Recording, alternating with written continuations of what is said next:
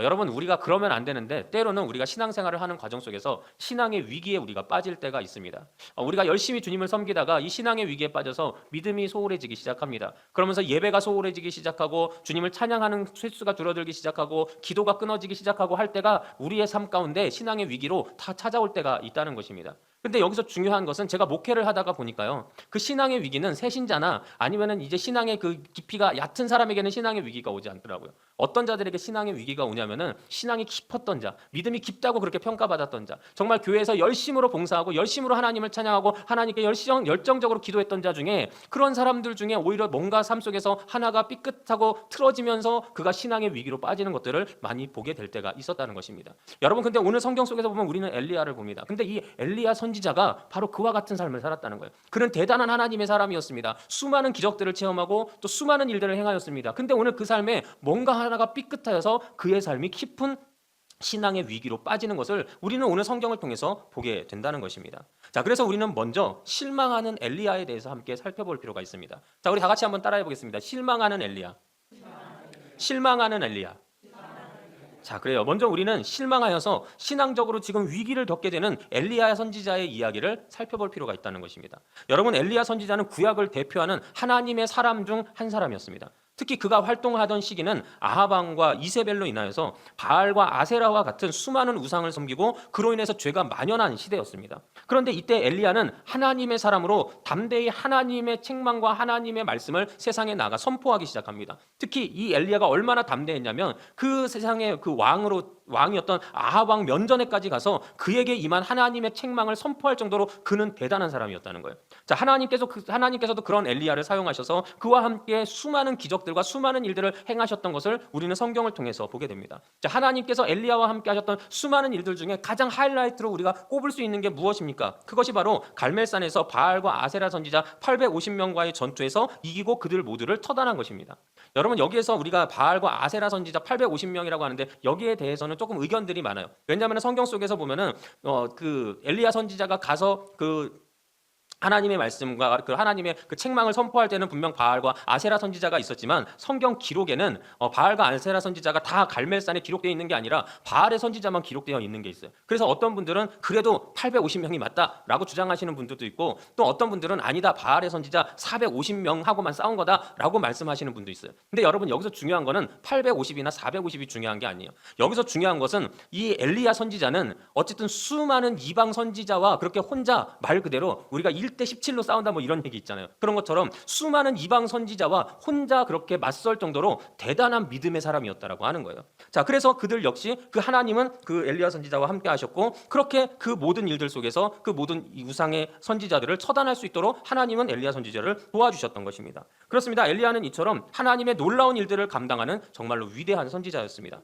자, 그런데 그런 위대한 선지자였던 엘리야에게 오늘 위기가 닥치기 시작합니다. 자, 오늘 우리가 본 성경 본문이 열왕기상 19장이에요. 근데 제가 아까 말씀드린 게 열왕기상 18장 이전에 있던 말씀들입니다. 자, 근데 열왕기상 18장에서 무슨 말씀이 있냐면 아까 우리가 말했던 것처럼 갈멜산에서 바알과 아세라 선지자들과의 싸움이 바로 그 18장에서 나와요. 근데 이 18장에서 바알과 아세라 선지자들이 모두 처단된 사건으로 인해서 분노한 사람이 생깁니다. 그가 누구냐면 바로 그 이세벨이 분노하기 시작했다는 거예요. 그래서 이세벨은 엘리야에게 내가 내일 반드시 너를 죽일 것이다 라고 하는 협박 편지를 보내게 됩니다. 자, 그런데 이 편지에 그동안 그렇게 수많은 일을 감당했던 위대한 선지자로 살았던 엘리야의 모습이 바뀌기 시작을 합니다. 그가 담대하게 그 모든 것들 속에서도 하나님만을 의지하고 나가는 것이 아니라 그는 그 협박 편지에 두려워하기 시작합니다. 그리고 도망치기 시작합니다. 잠깐 무슨 볼 일이 있어서 어딜 딴 데를 간 게 아니었어요. 성경에서 분명 뭐라고 말씀하시냐면 자기 생명을 위해 도망갔다라고 분명하게 성경은 기록하고 있다는 것입니다. 자, 그렇습니다. 아합 왕 앞에서도 담대하게 하나님의 책망을 선포했던 위대한 하나님의 선지자였던 엘리야가 지금 이세벨의 협박 편지 하나에 위협을 느끼고 두려워하면서 도망치고 있는 모습을 우리는 오늘 성경을 통해 보게 되는 것입니다. 성경에서 보면 엘리야는 이스르엘이라고 하는 곳에서 부엘세바까지 도망을 칩니다. 근데 이 이스라엘에서 부엘세바까지 거리를 따지면은요 약 160km 정도가 됩니다. 그런데 그는 뭐가 찜찜했는지 그 부엘세바에서도 자신의 사환을 그곳에 머물게 하고는 그 혼자 하룻길을 더 들어갑니다. 즉 약 엘리야는 그 이세벨의 편지를 받고 나서 200km 정도를 걸음아 날 살려라라고 하면서 도망쳐 버렸던 것입니다. 그러니 그 육체가 온전할 리가 없겠죠. 그렇게 200km나 되는 그때 당시에 뭐 오토바이가 있겠습니까? 차가 있겠습니까? 무조건 뛰어서 걸어서 도망쳤어야 되는데 그 육체가 온전할 리가 없었다는 거예요. 그래서 그는 로뎀나무 아래에서 지쳐 쓰러집니다. 기진맥진해가지고 그가 한다는 소리가 하나님께 하나님 날 차라리 죽여달라고 내 생명을 거두어달라고 그가 그렇게 하나님 앞에 이야기하고 있는 그 약한 모습을 보이고 있었다라고 하는 거예요. 자, 그런데 하나님은 그런 엘리야를 책망하지 않으십니다. 오히려 그렇게 하나님 앞에 날 죽여달라고 그 엘리야가 말했을 때 하나님은 오히려 그를 어린아이 다루듯이 재우시고 먹이시고 또 그를 보호하시면서 그를 이끌어 주십니다. 그리고 그의 체력을 회복시키게 하신 후에 하나님은 그를 40일 동안 다시 걷게 하셔서 하나님의 산 호렙에 이르게 하신 것입니다. 자, 그렇습니다. 바로 여기까지가 오늘 우리가 읽었던 본문 바로 앞에 일어나는 일들입니다. 즉 이런 것들을 통하여서 오늘 우리가 읽었던 본문의 내용들이 무슨 내용인지 우리가 알아보게 된다는 거예요. 자, 아까도 우리가 신앙의 위기를 말씀드렸지만 어찌 보면 지금 엘리야 선지자는 그 인생에 있어서 가장 큰 신앙의 위기를 만나게 되었습니다. 그래서 담대히 하나님의 명령을 따르던 그의 모습은 온데간데 없어지고 그저 도망치기에 바빴고 결국 하나님께 날 죽여달라고 그렇게 말할 수밖에 없었던 것입니다. 우리는 이 사실만 봐도 지금 엘리야 선지자가 얼마나 그 마음이 무너져 내리고 있는지, 얼마나 그 마음이 낙심되어 있는지에 대해서 우리는 알 수 있게 됩니다. 자, 그럼 우리가 여기서 생각해 봐야 될 것은 그렇게 대단했던 하나님의 선지자였던 엘리야가 왜 이렇게 마음이 무너졌을까요? 도대체 무엇이 이 엘리야 선지자의 마음을 이토록 무너지게 만들어 버렸던 것일까요? 자, 오늘 우리가 읽었던 본문의 말씀을 통하여서 그것이 무엇인지를 우리는 발견해 보게 됩니다. 자, 엘리야를 하나님은 호렙산으로 인도하십니다. 그리고 그에게서 하나님은 이렇게 물어보십니다. 내가 어찌하여 여기 있느냐? 자, 이건 장소를 말씀하시는 게 아니에요. 너 뭐 하다가 이곳까지 왔느냐고 그 장소를 집중해서 하나님이 엘리야에게 말씀하신 게 아닙니다. 여러분, 내가 어찌하여 여기 있느냐라고 하는 이 하나님의 질문은 바로 엘리야에게 야, 네가 하나님의 사람인데, 네가 선지자인데, 네가 왜 선지자가 있어야 할 사명의 자리에 있지 않고 왜 이 도망친 이 자리에 네가 있느냐라고 그 엘리야에게 말씀해 주시는 거예요. 하나님은 엘리야에게 이러한 질문을 똑같이 2번을 해주십니다. 그리고 엘리야는 그 질문에 똑같이 자신도 2번을 반복해서 하나님 앞에 대답합니다. 그것이 바로 오늘 우리가 읽었던 본문 14절의 말씀이에요. 14절에 엘리야가 뭐라고 하나님 앞에 대답을 하냐면 그가 대답하되 내가 만군의 하나님 여호와께 열심히 유별하오니 이는 이스라엘 자손이 주의 언약을 버리고 주의 제단을 헐며 칼로 주의 선지자들을 죽였음이오며 오직 나만 남았거늘 그들이 내 생명을 찾아 빼앗으려 하나이다 라고 그렇게 하나님 앞에 대답하는 거예요. 근데 여러분, 우리는 이 대답 속에서 몇 가지를 주목해 봐야 돼요. 자, 첫 번째로 엘리야 선지자가 하나님 앞에 말씀드렸던, 하나님 앞에 대답했던 거예요. 첫 번째 핵심은 뭐냐면은 하나님, 그동안 내가 얼마나 열심히 노력한 거 아시잖아요. 내 노력이 하나님을 향한 그 열심이 유별났다라고 하는 것을, 내가 다른 사람들과 달리 내가 정말 하나님만을 의지하고 이 모든 것들을 감당했다라는 거, 그만큼 열심히 했다는 거 하나님 아시잖아요 라는 거예요. 정말 열심히 했다는 거예요. 실제로 열심히 했어요. 자, 근데 그 바로 다음에 하나님 앞에 뭐라고 말씀드립니까? 이스라엘 자손이 주의 언약을 버리고 주의 제단을 헐며. 자, 이게 무슨 얘기예요? 내가 이렇게 열심히 했는데도 이스라엘 사람들이 바뀌지 않는다는 거예요. 내가 이렇게 열심히 했는데도 내가 보는 이스라엘은 아직도 죄악에 빠져 살고 아직도 악한 행동을 살면서 저러고 악한 행동으로 변하지 않는 삶을 살아가고 있어요 라고 그렇게 말씀드리는 거예요. 자, 그러면서 마지막엔 또 뭐라고 합니까? 칼로 주의 선지자들을 죽여 싸우며 오직 나만 남았거늘 이라고 말해요. 그래요. 이 이스라엘 백성들이 그렇게 내가 열심히 했는데도 악한 삶을 살더니 이제는 하나님의 사람들까지 다 죽이고 나만 남겨놨습니다. 근데 그들이 이제 나도 죽이려고 합니다 라고 그렇게 하나님 앞에 고백하고 있는 게 이 엘리야 선지자의 대답이었다는 거예요. 그런데 여러분, 엘리야 선지자의 이 대답은 솔직히 사실하고 조금 다릅니다. 우리가 성경을 통해서 보면은요, 이는 엘리야 선지자가 굉장히 과장해서 말을 했던 거예요. 당시 성경에서 보면 엘리야 선지자가 행했던 일들로 인해서 많은 사람들이 하나님께로 돌아오는 장면이 성경에는 분명히 있습니다. 그리고 그들이 엘리야 선지자 앞에서 하나님을 찬양하고 하나님을 높이는 장면이 바로 앞에 있는 열왕기상 18장에도 나와 있다는 거예요. 자, 그것이 다 엘리야 선지자 앞에서 그가 있는 데에서 했어요. 즉 다시 말씀드리면 많은 사람들이 지금 다 저렇게 죄악을 저지르고 있다라고 하지만 실제로 많은 사람들이 그 앞에서 하나님께로 돌아오는 것을 엘리야 선지자도 알고 있었다라고 하는 거예요. 그리고 오늘 성경에서 보면은 모든 선지자들이 다 죽고 나만 남았다라고 하는데 실제 성경을 통해서 보면은 그 당시에도 수많은 하나님의 선지자들이 숨어 있었을 뿐 분명히 존재하였고 그 존재한다라고 하는 사실을 엘리야 선지자도 알고 있었다라고 하는 것입니다. 자, 그런데 이 모든 것들을 알고 있음에도 불구하고 오늘 엘리야 선지자가 뭐예요? 마음이 낙심된 거예요. 마음이 무너져 버린 거예요. 그러니까 하나님 이제 다 끝났습니다. 하나님 이제는 다 끝나버렸습니다라고 하는 심정으로 이와 같이 모든 상황을 과장해서 비극적으로 말씀드리고 있는 것이 오늘 엘리야 선지자의 대답이었다라고 하는 거예요. 자, 그렇습니다. 오늘 엘리야 선지자의 대답은 한마디로 하나님, 내가 열심히 했는데 내가 열심히 하면 뭐예요? 저들이 바뀌지를 않는 거를. 하나님, 내가 열심히 하면 뭐예요? 나아지는 게 없는 거를. 하나님, 내가 열심히 한 것만큼 이 세상이 변해야 되는데 바뀌지가 않잖아요. 그러니까 나 너무 힘들어요. 차라리 나 죽여주세요. 이 얘기하고 똑같다는 거예요. 자, 그래요. 우리는 여기서 엘리야의 깊은 실망감을 보게 됩니다. 여러분, 사람이 언제 실망하게 됩니까?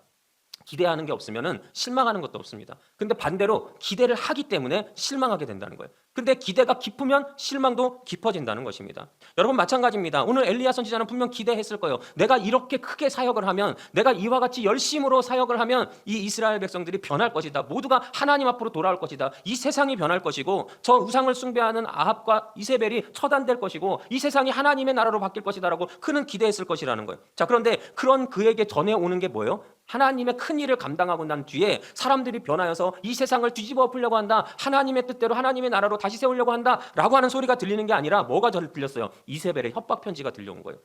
내가 열심히 노력했는데 들려온 게 죽이겠다라고 하는 협박 편지였다는 것입니다.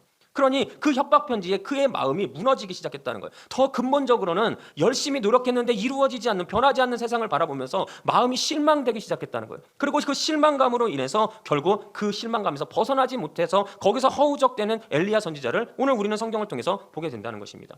여러분, 우리도 그럴 때가 있다는 거예요. 여러분, 우리도 교회 열심히 다니고 주님 앞에 예배하고 기도합니다. 근데 문제는 내가 교회 다니면서 사람에게 실망하고요, 교회에 실망하고요, 또 여러 가지 다른 것들 때문에 실망할 때가 있어요. 근데 그런 것들로 인해서 우리가 실망하게 되면 어떻게 됩니까? 교회 나가기 싫어요. 기도하기 싫고요, 예배하기 싫어요, 하나님 찬양하기 싫어요. 왜요? 실망되니까, 깊이 실망되니까 에이, 내가 기도해도 소용없네, 내가 예배해도 소용없네, 내가 열심히 하나님 앞에 기도했는데 하나님이 지금 나한테 해주신 게 뭐가 없네 라고 생각하면서 우리가 거기에 실망하게 되면 우리가 하나님 앞에 나아갈 수 없게 된다고 하는 것입니다. 여러분, 근데 우리가 여기서 분명하게 기억해야 되는 게 하나 있어요. 우리가 그렇게 실망할 때 그 실망의 찰나를 놓치지 않는 존재가 있다는 거예요. 그가 누구냐? 바로 사탄이라는 것입니다. 사탄은 우리가 실망하고 있을 때 그 찰나의 순간을 붙잡고서 우리의 믿음을 무너뜨리려고 한다는 것을 우리는 반드시 기억해야 된다는 거예요. 여러분, 사탄은 우리에게 겁을 줘가지고 우리가 믿음을 잃어버리도록 만들지는 않습니다. 왜냐하면 사탄이 우리에게 겁을 주면 우리는 더 겁나기 때문에 하나님을 붙들 거라는 걸 사탄이 알고 있어요. 그래서 겁을 주지 않아요. 대신 뭘 줍니까? 우리가 실망했을 때 그 실망감이 더 깊어지도록 만들어버린다는 거예요. 그 실망감이 더 깊어지도록 만들면서 하나님에 대한 기대를 산산이 부서뜨려 버립니다. 그러면서 믿음을 잃어버리게 만들고 결국 스스로 하나님에게서 떠나게 만드는 게 그게 사탄의 방법이라는 거예요. 여러분, 실제로 성경에서 보면은요, 예수님께서 40일 동안 금식하신 이후에 누가 나옵니까? 사탄이 나옵니다. 어김없이 사탄이 딱 금식하신 후에 예수님께 나타났다라고 하는 거예요. 여러분, 생각해 보십시오.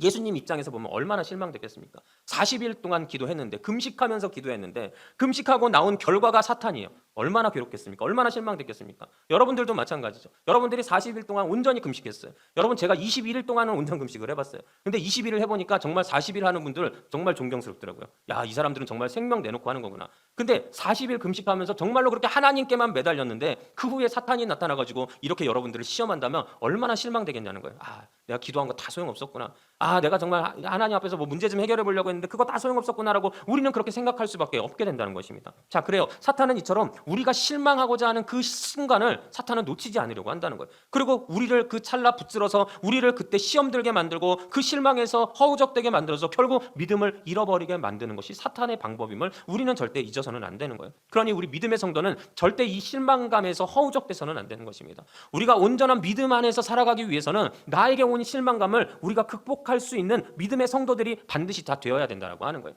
자, 그렇다면은 우리는 이 실망감에서 벗어날 수 있는, 이 실망감을 극복할 수 있는 방법이 과연 무엇일까요? 우리는 어떻게 이 실망감에서 벗어나야 하는 것일까요? 자, 우리 다 같이 한번 따라해 보겠습니다. 죽겠다는 말도 하나님 앞에서, 죽겠다는 말도 하나님 앞에서. 자, 그렇습니다. 우리가 이 실망감에서 벗어날 수 있는 유일한 방법은 내 모든 실망감을 들고 하나님 앞으로 나가야 된다고 하는 것입니다. 여러분, 오늘 본문 속에서 보면 한 가지 이상한 게 있습니다. 그게 뭐냐면은 엘리야를 가만히 보면은 오늘 본문 속에 나온 엘리야, 그가 예전에는 하나님의 그런 놀라운 일들을 감당한 위대한 선지자인 건 맞지만 적어도 오늘 성경 본문만 놓고 보면은 엘리야에게서 우리가 본받을 게 하나도 없다는 거예요. 그렇죠? 오늘 우리가 아까도 본 것처럼 엘리야는 이세벨의 그 협박 편지에 놀라가지고 도망치기에 바쁩니다. 심지어 하나님께 죽여달라고까지 합니다. 그러니까 우리는 엘리야를 통해서 본받을 게 하나도 없는 거예요. 어찌 보면 하나님이 봤을 때 이 엘리야를 책망하셔야 맞다는 것입니다. 근데 성경에서 보면 하나님은 엘리야를 책망하지 않으십니다. 오히려 아까 우리가 본 것처럼 하나님은 엘리야를 위로하십니다. 그리고 엘리야를 회복시키시고 게다가 하나님은 엘리야에게 다시 한번 사명을 일깨워 주십니다. 즉, 다시 말씀드리면 네가 죽겠다고 하는데 너 지금 죽을 때 아니야. 네가 해야 될 일들이 있어 라고 하면서 그 해야 될 일들을 알려주시는 거예요. 거예요. 그리고 심지어 엘리야에게 무엇을 더 알려주시냐면 엘리야가 지금 네가 혼자 이 모든 것들을 감당하는 것처럼 보이지만 아직까지도 바알에게 무릎 꿇지 않은 7천 명의 사람들이 있는데 그들이 너를 도울 거야 라고 하면서 하나님께서는 그런 자들을 예비하시고 그렇게 엘리야에게 다시 한번 일어날 수 있는 힘을 주시는 것을 우리는 오늘 성경을 통해서 보게 되는 것입니다. 자, 그래요. 여러분, 엘리야가 지금 하나도 잘한 게 없어요. 근데 하나님은 엘리야를 위로하세요. 잘한 게 하나도 없는데 엘리야에게 소망을 주시고 엘리야에게 앞으로 해야 될 일이 있다는 것을 자꾸 알려주세요. 왜 그러셨을까요? 왜 하나님은 이토록 엘리야를 위하시고 그를 회복시켜 주셨던 것일까요? 제가 이런 측면으로 곰곰이 성경을 보다 보니까 그래도 하나님이 이것 때문에 엘리야에게 이렇게 위로와 소망을 주셨나 보다 하고 하나 발견하게 되는 게 있더라고요. 여러분, 그게 무엇이었을까요? 그것은 바로 엘리야가 가장 실망했을 때, 그래서 하나님 앞에 죽겠다고, 나 이제 그냥 죽어야겠다라고 생각해서 하나님 앞에 죽음을 원하고 있는 그 순간에 이 엘리야는 그 모든 절망감을 세상 다른 곳에 가서 말하는 것이 아니라 하나님 앞에 가지고 나와서 하나님께 말씀드리고 있었다는 것입니다. 그렇습니다. 엘리야는 자신 뜻대로 생명을 스스로 끝내지 않았다는 거예요. 또 자포자기해서 스스로 이세벨에게 가가지고 자신의 생명을 끝내려 하지도 않았다는 것입니다. 그가 오늘 성경 속에서 보니까 비록 낙심했어요. 비록 마음이 무너졌어요. 그럼에도 불구하고 하나님 앞에 갑니다. 근데 하나님 앞에 괜찮습니다. 저 이러다 말겠죠 하면서 자신을 이렇게 감싸서 나간 것이 아니라 하나님 앞에 솔직하게 나가요. 하나님, 죽겠습니다. 괴롭습니다. 힘듭니다. 라고 하면서 하나님 앞에 자신의 모든 연약함을 드러내 놓았다는 거예요. 자, 그러면서 하나님 앞에 죽여달라고까지 말했다는 것입니다. 물론 죽여달라는 말이 하나님을 기쁘시게 하는 말은 분명히 아닙니다. 여러분들 절대 하나님 앞에 죽여달라는 말 하시면 안 된다는 거예요. 자, 근데 하지만 그 모든 실망감을 솔직하게 가지고 하나님 앞에 나온 엘리야를 하나님은 긍휼히 보신 거예요. 그래서 하나님은 그를 위로하시고 그를 회복시켜 주시고 더 나아가 하나님께서는 엘리야를 통해 앞으로 하실 일이 있음을 엘리야가 알도록 하여 주셨다는 것입니다. 그렇습니다. 우리가 지난주에도 보았지만 우리가 하나님을 사모한다는 것이 무엇입니까? 하나님을 사모한다는 것은 하나님을 그냥 사랑한다라는 뜻이 아닙니다. 사랑하는 것을 더 깊게 들어가가지고 하나님을 찾는 것입니다. 근데 어떻게 찾는다고 했어요? 울면서 찾는 거예요. 간절히 애통하듯이 울면서 찾는 거예요. 마치 아이가 부모와 함께 어떤 길을 가요. 근데 그 길에서 아이가 부모를 잃어버리고서 그 부모를 막 울면서 찾아요. 그런 아이가 부모를 찾는 간절한 그 눈물의 찾음처럼 그렇게 우리가 하나님 앞에 나가서 내 모든 연약함, 내 모든 절망감, 지금 내가 실망하고 있는 그 모든 것들까지도 하나님 앞에 내려놓으면서 주님을 찾는 것, 그게 바로 뭐라는 겁니까? 그게 바로 하나님을 사모하는 자의 모습이라는 거예요. 하나님, 내가 찬양하면서 하나님 사랑합니다. 사랑해 주님, 이렇게 찬양만 한다고 그가 하나님을 사모하는 자가 아니라는 것입니다. 바라기는 우리 늘번교회 모든 성도들이 이와 같이 하나님을 찾으시는 우리 모든 성도님들이 되시기를 바랍니다. 울면서 간절하게 여러분들의 모든 연약함을 가지고 주님 앞에 내려놓고 그렇게 주님을 찾는, 하나님을 사모하는 여러분들이 되시기를 주님의 이름으로 축원합니다. 여러분, 성경 시편 107편 9절에서는 그래서 우리에게 이렇게 말씀해 주시고 있습니다. 그가 사모하는 영혼에게 만족을 주시며 줄인 영혼에게 좋은 것으로 채워 주심이로다. 아멘. 자, 그래요. 여기서 말씀하시고 있는 게 무엇입니까? 사모하는 영혼에게, 즉 다시 말씀드리면 하나님을 간절히 찾는 그 영혼에게, 울면서 하나님을 찾는 그 영혼에게 뭘 주시겠다는 거예요? 만족감을 주시겠다는 거예요. 좋은 것으로 채워주시겠다는 거예요. 여러분, 이것이 하나님의 약속임을 반드시 믿으시기 바랍니다. 하나님은 하나님을 사모하는 자, 하나님을 찾는 자에게 이와 같은 것들을 주시겠다 약속하신 분이시라는 것을 우리는 믿어야 된다라고 하는 것입니다. 그래요. 살면서 실망감에 빠지지 않고 살 수 있으면 그게 가장 좋은 일일 것입니다. 근데 여러분, 우리가 살아보니까 실망감에 빠지지 않고 사실 수 있으십니까? 그거는 안 될 거예요. 내가 바라는 게 있어요. 내가 소망하는 게 있어요.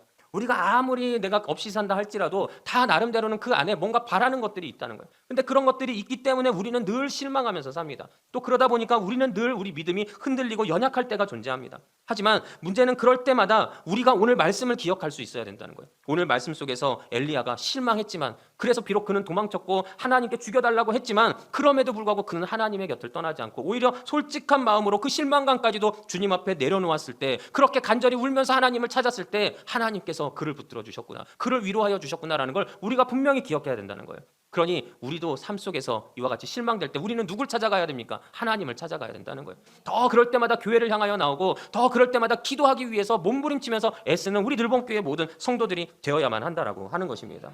오늘 성경 속에서 분명히 그런 자에게 하나님은 좋은 것을 채워주시고 만족감으로 그의 모든 것들을 채워주시겠다라고 약속하고 계심을 여러분들 꼭 기억하시기를 바랍니다.